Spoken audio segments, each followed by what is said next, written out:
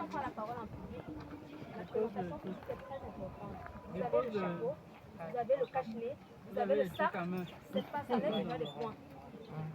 Moi, j'enlève déjà des points par rapport à ça.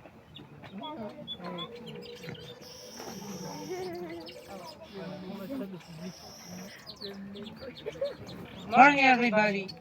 My name is Jordan Nikinda from HNSB. Voilà. I'm fully aware of the fact that we all gathered here because we got a name.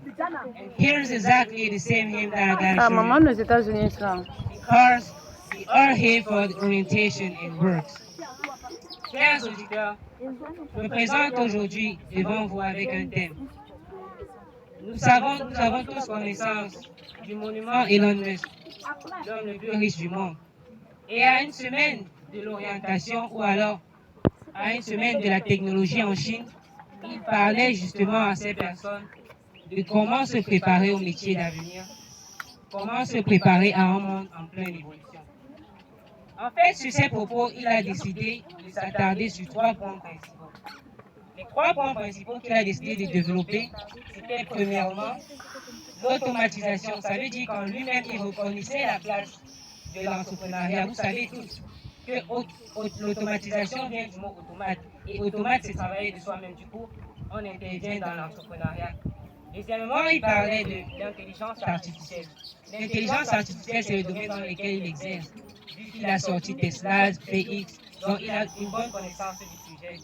Et la troisième des choses qu'il a voulu énumérer, c'était la transition énergétique. Sans plus tarder, nous allons commencer par l'automatisation. C'est un domaine dans lequel beaucoup d'Africains s'ouvrent depuis les temps. Mais ce n'est pas entré en vigueur depuis parce que l'Afrique manque de certaines ressources. Par exemple, l'investissement. Il y a des jeunes qui se lancent dans l'entrepreneuriat sans toutefois avoir un suivi ou alors avoir une personne qui va leur tenir la main. C'est ça le principal problème. L'automatisation est une bonne chose pour nous parce qu'en tant que jeunes, nous avons une vision. Forcément, nous tous ici, nous avons un rêve. Et si nous sommes limités dans nos rêves, c'est parce que nous disons que nous nous trouvons dans un environnement où tout n'est pas possible. Je peux vouloir développer une passion, mais je n'ai pas les aptitudes. L'environnement dans lequel je vis ne me permet pas de réaliser cela. Et alors, je me mets à douter.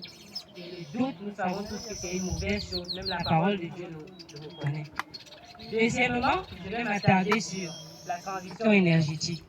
L'Afrique ne connaît pas encore ce qu'on appelle le solaire pleinement dit, parce que l'énergie solaire est une source d'énergie que on ne peut pas facilement s'approvisionner ici en Afrique. Mais il existe déjà des industries en Europe, en Occident, capables de faire ça. Et c'est cette institution-là qui veut instaurer ici en Afrique.